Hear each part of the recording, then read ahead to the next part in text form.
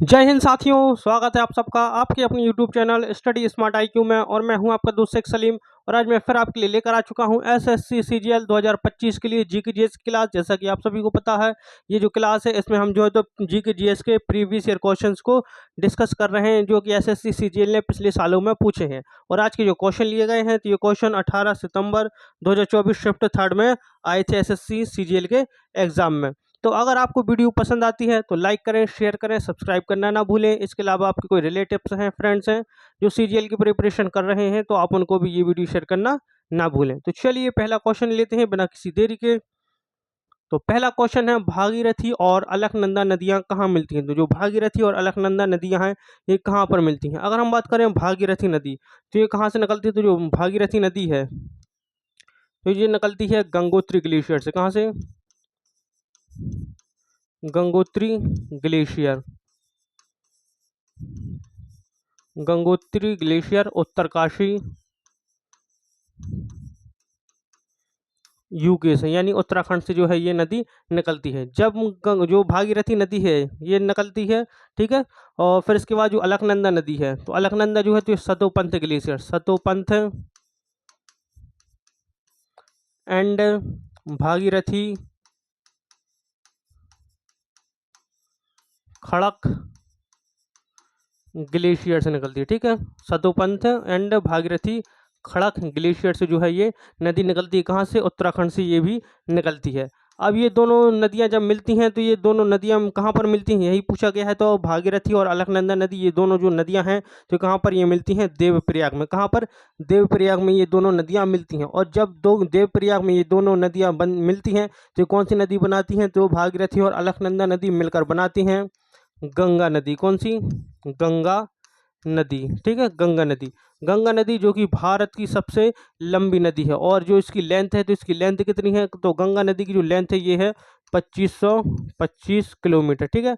2525 kilometre जो है ये गंगा नदी की लेंथ है, यानी भारत की सबसे लंबी नदी है। फिर यहाँ पर आपको दिख रहा होगा कर्णप्रयाग। तो कर्णप्रयाग में अलकनंदा और पिंडर नदियां मिलती हैं, ठीक है। अलकनंदा प्लस पिंडर नदी, ठीक है। अलकनंदा और पिंडर नदी मिलती हैं कर्ण प्रयाग में। तो ये जो चीज़ें मैंने आपको बताई तो आप इनको नोट कर लेंगे और रिवाइज करते रहेंगे। चलिए आगे बढ़ते हैं। तो नेक्स्ट क्वेश्चन है, पांड्य साम्राज्य का सबसे पहले उल्लेख मेगस्थनीज ने किया था, जिन्होंने कहा था कि उनका साम्राज्य मोतियों के लिए प्रसिद्ध था, उनकी राजधानी थी। तो उनकी जो राजधानी थी, पांड्य वंश की राजधानी क्या थी? तो ये थी मदुरई। क्या? मदुरई जो है इनकी राजधानी थी। अगर हम बात करें मेगस्थनीज, तो मेगस्थनीज जो किसके दरबार में आया था? जो आया था चंद्रगुप्त मौर्य के दरबार में। चंद्रगुप्त मौर्य, चंद्रगुप्त मौर्य की ये दरबार में आया था। और इसको जो मेगस्थनीज है इसको भेजा किसने था? तो इसको जो भेजा था तो ये भेजा था सेल्यूकस निकेटर ने। किसने? सेल्यूकस निकेटर ने। सेल्यूकस निकेटर कौन था? तो सेल्यूकस निकेटर जो है ये चंद्रगुप्त मौर्य का ससुर था, ठीक है, क्योंकि इसने अपनी बेटी हेलेना की शादी करवाई थी चंद्रगुप्त से। और जो मेगस्थनीज है तो ये चंद्रगुप्त के दरबार में आया और इसने एक किताब लिखी थी जिसका नाम है इंडिका। क्या? इंडिका।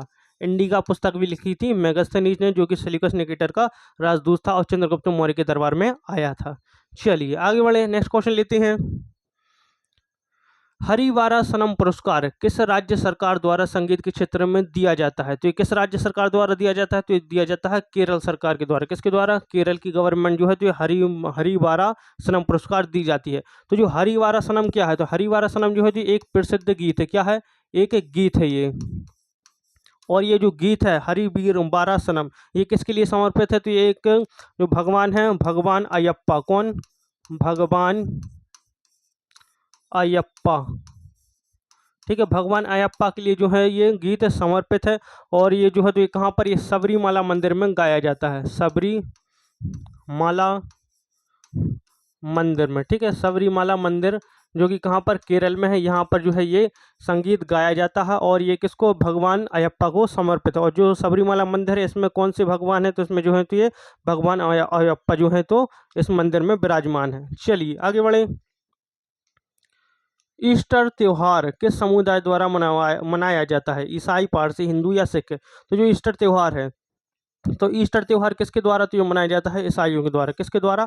ईसाइयों के द्वारा ये त्यौहार मनाया जाता है। और जो ईसाई समाज के लोग हैं वो ये मानते हैं कि जो ईस्टर त्यौहार ये किसका प्रतीक है, ये भी पूछा जाता है। तो जो ईस्टर त्यौहार है तो ये प्रतीक माना जाता है कि जो ईसा मसीह थे उनकी मृत्यु के बाद पुनर्जीवन का प्रतीक है। कौन सा? ईस्टर त्यौहार। ठीक है, ईसा मसीह की मृत्यु के बाद उनके पुनर्जीवन का प्रतीक है ईस्टर त्यौहार। चलिए नेक्स्ट, 1873 सर में शुरू हुआ निम्नलिखित में से कौन सा सिख सुधार आंदोलन था? तो कौन सा सिख सुधार आंदोलन था? बाबर अकाली आंदोलन, अकाली आंदोलन, सिंह सभा आंदोलन या गुरुद्वारा आंदोलन? तो ये था 1873 में शुरू हुआ था, अमृतसर में शुरू हुआ। और कौन सा सिख सुधार? तो ये था सिंह सभा आंदोलन। कौन सा? सिंह सभा आंदोलन, जो कि सिख सुधार आंदोलन था। और ये इसलिए चलाया गया था क्योंकि जो सिख हैं तो कुछ ईसाई और दूसरे धर्मों में कन्वर्ट हो रहे थे, इसीलिए जो है तो यानी जो आप कह सकते हैं सिख थे। ठीक है, तो सिखों को जो है तो उनसे बचाने के लिए, यानी जो कन्वर्ट हो रहे थे उनसे बचाने के लिए जो है ये शुरू किया गया था। चलिए आगे बढ़ें। और अगर हम बात करें सिख, तो सिख धर्म के संस्थापक कौन है? तो सिख धर्म के संस्थापक हैं गुरु नानक देव, और ये इनके पहले गुरु भी हैं। चलिए नेक्स्ट क्वेश्चन, ग्रामीण क्षेत्रों में गरीब महिलाओं की आर्थिक स्थिति में सुधार करने में निम्नलिखित में से किस संस्थान ने मुख्य रूप से योगदान दिया है? तो ये जो दिया है इंदिरा आवास योजना, एकीकृत विकास परियोजना, 100 सहायता समूह या फिर ग्रामीण स्वास्थ्य योजना। तो ये सबसे ज़्यादा योगदान दिया है 100 सहायता समूह ने। चलिए नेक्स्ट क्वेश्चन, एक सर्पिल आकार के जीवाणु की पहचान करें। बेसिलस, स्पाइरिलम, कोकस या विब्रियो? तो यह है एक सर्पिल आकार की जीवाणु की जो पहचान है तो यह है स्पाइरिलम। कौन? स्पाइरिलम। नेक्स्ट क्वेश्चन, केंद्र सरकार ने राष्ट्रीय वायु खेल नीति कब शुरू की गई थी? तो राष्ट्रीय वायु खेल नीति शुरू की गई थी ये 2022 में। कब? 2022 में। नेक्स्ट क्वेश्चन, 14 अक्टूबर 2021 तक कौन सा भारतीय फुटबॉलर पेले के 77 अंतर्राष्ट्रीय गोलों को तोड़ने के लिए चर्चा में था? तो ये थे सुनील छेत्री। ठीक है, सुनील छेत्री जो कि हमारे भारत के हैं और ये फुटबॉलर हैं, और इन्होंने जो पेले थे, ठीक है, अंतर्राष्ट्रीय पेले थे, इनके 77 जो इन्होंने गोल किए थे उनका रिकॉर्ड तोड़ा था सुनील छेत्री ने। चलिए नेक्स्ट क्वेश्चन, निम्नलिखित में से किस अधिनियम ने द्वैध शासन को समाप्त करके प्रांतीय स्वायत्तता की प्रस्तुत की? तो ये किसने की थी? तो ये की थी भारत सरकार, अधिनियम 1935। नेक्स्ट क्वेश्चन, 1989 में स्थानीय शासन निकायों को संवैधानिक मान्यता देने की सिफारिश किस समिति ने की थी? तो किस समिति ने की थी? जो की थी, ये सिफारिश की थी पीके थोगोन समिति। किसने? पीके थोगोन समिति ने ये जो है ये सिफारिश की थी। नेक्स्ट क्वेश्चन लेते हैं, निम्नलिखित में से कौन सा जालिका शिलान्यास से संबंधित नहीं? तो जालिका शिलान्यास से संबंधित नहीं है तो यह है मक्का। ठीक है, मक्का जो है तो इसमें जाली शिलान्यास नहीं होता है। नेक्स्ट क्वेश्चन, अशोक के निम्नलिखित में से किस प्रमुख शिलालेख में कलिंग युद्ध का उल्लेख है? तो कलिंग युद्ध का उल्लेख किस में है? तो कलिंग युद्ध का जो उल्लेख है यह है भाग इसका जो द 13, ठीक है, शिलालेख 13 में जो है कलिंग युद्ध का वर्णन मिलता है। अगर हम करें कलिंग युद्ध, तो कलिंग युद्ध कब हुआ था? कलिंग युद्ध जो हुआ था तो ये 261 ईसा पूर्व में। ठीक है, 261 ईसा पूर्व में जो है ये हुआ था। और किस किस के बीच में हुआ था? तो ये हुआ था अशोक एंड खारवेल नरेश। किस किस के बीच में? अशोक और खारवेल नरेश। ठीक है, इन दोनों के बीच में ये युद्ध हुआ था। और इस युद्ध में जो है तो अशोक जीत गए थे। और इसी युद्ध के बाद जो है तो अशोक ने अपनी जो युद्ध की नीति थी उसको ख़त्म कर दिया गया था, क्योंकि इस युद्ध में बहुत ज़्यादा हानि हुई थी। बहुत सारे लोग सैनिक जो थे ये मारे गए थे। और इसके बाद जो है तो उनका दिल परिवर्तन हो गया और उन्होंने फिर युद्ध नीति ख़त्म कर दी अपनी, और इन्होंने जो है तो ये बौद्ध धर्म को अपना लिया था। किस धर्म को? बौद्ध धर्म। किस धर्म को? बौद्ध धर्म को अपना लिया था। और किससे इन्फ्लुएंस होगा? तो एक बौद्ध भिक्षु थे जिनका नाम था उपगुप्त। क्या नाम था इनका? बौद्ध भिक्षु थे उपगुप्त। इनसे इन्फ्लुएंस होगा, ठीक है, इनसे प्रभावित होगा जो है तो अशोक ने बौद्ध धर्म को अपना लिया था। फिर हम बात करें अशोक, तो अशोक जिसने सांची का स्तूप बनवाया, ठीक है, सांची का स्तूप, ठीक है, सांची का स्तूप इसने बनवाया। अशोक जो है तो ये किसका बेटा था? तो अशोक जो है तो ये बिंदुसार का, ठीक है, बिंदुसार का बेटा, ठीक है, और चंद्रगुप्त का पोता था। और अशोक जो है तो मौर्य वंश का तीसरा शासक था। चलिए आगे बढ़ें। नेक्स्ट है, निम्नलिखित में से कौन राष्ट्रीय मानवाधिकार आयोग का सदस्य नहीं है? जिला मजिस्ट्रेट, उच्च न्यायालय के पूर्व मुख्य न्यायाधीश या फिर सर्वोच्च न्यायालय के पूर्व मुख्य न्यायाधीश या सर्वोच्च न्यायालय के पूर्व न्यायाधीश। तो सदस्य नहीं है, तो इसके जो सदस्य नहीं, तो ये जिला मजिस्ट्रेट जो है तो राष्ट्रीय मानवाधिकार आयोग का सदस्य नहीं होता है। नेक्स्ट क्वेश्चन, निम्नलिखित में से कौन सा इनोसिलिकेट एम्फीबोल खनिज है जिसका उपयोग राजमार्ग निर्माण और रेलवे गिट्टी के रूप में किया जाता है? तो ये कहा किया जाता है हॉर्न ब्लेंड का। किसका? Hornblende. Next question, Ranjana Prakash Desai जो प्रेस काउंसिल ऑफ इंडिया की पहली महिला अध्यक्ष बनी, मूल रूप से सरकार के निम्नलिखित में से किस अंग में कार्य करती थी? तो किस अंग में कार्य करती थी? विधानमंडल, न्यायपालिका, सतर्कता या कार्यपालिका? तो ये करती थी कार्यपालिका में। ठीक है, रुक जाइए 2 मिनट, शायद में कुछ गलती हो गई है। हाँ, ये जो है तो न्यायपालिका में। ठीक है, रंजन प्रकाश देसाई जो है तो न्यायपालिका में काम करती थी। चलिए नेक्स्ट क्वेश्चन, भारत के किस राज्य में सबसे अधिक बड़े बांध हैं? तो भारत के किस राज्य में सबसे अधिक बांध हैं? तो ये है महाराष्ट्र में। ठीक है, महाराष्ट्र में जो है तो बड़े बड़े बांध हैं। नेक्स्ट क्वेश्चन, एक एक परमाणु अणु की पहचान करें।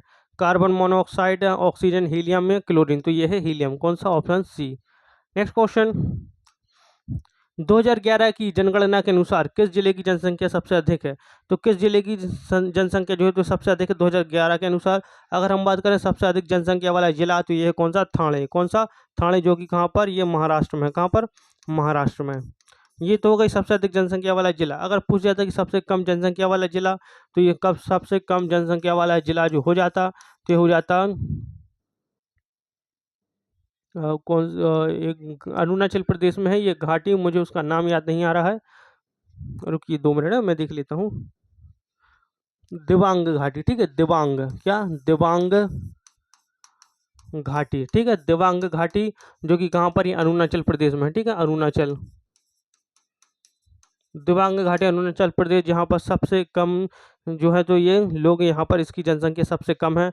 और अगर हम बात करते हैं राज्यों में, तो राज्यों में सबसे अधिक जनसंख्या जो है तो उत्तर प्रदेश की है और सबसे कम है सिक्किम की। और अगर हम बात करते हैं केंद्र शासित प्रदेशों की, तो केंद्र शासित प्रदेशों में सबसे अधिक जनसंख्या जो है दिल्ली की और सबसे कम है लक्षद्वीप की। ठीक है, चलिए नेक्स्ट क्वेश्चन, निम्नलिखित कथनों पर विचार करें और गलत कथन या कथनों की पहचान करें। तो सक्षम आंगनबाड़ी और पोषण 2.0 योजना राष्ट्रीय खाद्य सुरक्षा अधिनियम 2003 के तहत लागू की गई, या फिर यह महिला और बाल विकास मंत्रालय के अंतर्गत एक चालू केंद्र सरकार द्वारा प्रायोजित योजना है। यह केवल 6 वर्ष से कम आयु के बच्चों तक ही सीमित है। इस योजना के तहत 6 सेवाएं राष्ट्रीय स्वास्थ्य मिशन और सार्वजनिक स्वास्थ्य अवसंरचना के माध्यम से प्रदान की जाती हैं। तो इसमें जो गलत है, तो अगर हम बात करें गलत, तो ये है 1, 2 और 4। ठीक है, 1, 3 एंड 4। ठीक है, यानी पहला वाला, थर्ड वाला और फोर्थ वाला जो है ये गलत है, बाकी सेकंड वाला सही है। नेक्स्ट क्वेश्चन, किस पंचवर्षीय योजना में भोजन कार्य और उत्पादकता का नारा इस्तेमाल किया गया था? तो भोजन कार्य और उत्पादकता का नारा किया गया था किसमें? तो ये किया गया था 7वीं पंचवर्षीय योजना में। ठीक है, 7वीं पंचवर्षीय योजना में। और एक चीज़ मैं बता दूं कि जो पंचवर्षीय योजना है, इनका कॉन्सेप्ट हमने कहाँ से लिया? ये हमने लिया गया था सोवियत संघ, रूस से लिया गया था। और हमारे देश में टोटल 12 पंचवर्षीय योजनाएं चली। 1951 में पहली पंचवर्षीय योजना शुरू हुई थी और उसके बाद से लगातार 12 तक, यानी 2017 तक हमने 12 पंचवर्षीय योजनाएं कंप्लीट की। और मैं यहाँ पर आपको सन नहीं बताऊंगा, क्योंकि मैं हर बार जो है तो पंचवर्षीय योजनाओं के सन जरूर बताता हूँ, अभी तक आपको याद हो जाने चाहिए थे। तो अगर मुझे बताएंगे कि छठी पंचवर्षीय योजना, 5वीं, चौथी और 7वीं पंचवर्षीय योजना किस सन में चली, इसका मुझे आप कमेंट में करेंगे जवाब। नेक्स्ट क्वेश्चन देखते हैं, जब अनबुझा चूना पानी के साथ अभिक्रिया करता है तो निम्नलिखित में से कौन सी रासायनिक अभिक्रिया होती है? तो ये जो होती है अभिक्रिया, तो ये होती है CaOS+2I। ऑप्शन ए इसका राइट आंसर हो जाएगा। ठीक है, ऑप्शन ए। चलिए आगे बढ़ते हैं, नेक्स्ट क्वेश्चन देखते हैं। रुक जाइए, ये वाला नहीं है इसका आंसर। ठीक है, 2 मिनट, मुझे कुछ गलती भूल गया हूँ मैं। CaOH+2I, हाँ, ऑप्शन सी इसका राइट आंसर हो जाएगा। ठीक है, ऑप्शन सी। चलिए नेक्स्ट क्वेश्चन, निम्नलिखित में से किस नृत्य से यामिनी कृष्ण मूर्ति जुड़ी हुई है? तो यामिनी कृष्ण मूर्ति जो है किससे जुड़ी हुई है? तो ये जुड़ी हुई है तो किससे? ये भरतनाट्यम से जुड़ी हुई है। किससे? भरतनाट्यम से। भरतनाट्यम जो है कहाँ का जो भरतनाट्यम है, ये तमिलनाडु का शास्त्रीय नृत्य है। ठीक है, चलिए आगे बढ़ते हैं, नेक्स्ट क्वेश्चन, निम्नलिखित में से कौन 2008 में भारत रत्न प्राप्त करने वाले पहले गायक हैं और जिन्हें ख्याल गायकी को लोकप्रिय बनाने का श्रेय भी दिया जाता है? तो इसका राइट आंसर जो हो जाएगा तो हो जाएगा पंडित भीमसेन जोशी। कौन? पंडित भीमसेन जोशी। नेक्स्ट क्वेश्चन, खेलो इंडिया विश्वविद्यालय खेलों के तीसरे संस्करण की मेजबानी किस राज्य ने की थी? तो किसने की थी तीसरे संस्करण की मेजबानी? ठीक है, तो ये किसने की थी ये बताना है। तो तीसरी की थी खेलो इंडिया विश्वविद्यालय खेलों की तीसरे संस्करण की मेजबानी उत्तर प्रदेश। हाँ, तो ये की थी, ऑप्शन है उत्तर प्रदेश ने। ठीक है, उत्तर प्रदेश ने। क्या हाँ, यहाँ पर थोड़ी गर्मी ज़्यादा है क्योंकि जब मैं वीडियो बनाता हूँ तो थोड़ा फैन जो है तो ऑफ करना पड़ता है। चलिए, तो ये थे हमारे आज के क्वेश्चन एसएससी सीजीएल 2025 के लिए। आई होप आपको ये वीडियो पसंद आई हो। अगर वीडियो पसंद आती है तो लाइक करें, शेयर करें, सब्सक्राइब करना ना भूलें। मिलते हैं आपसे अगली वीडियो में, तब तक के लिए goodbye and goodbye. Thank you.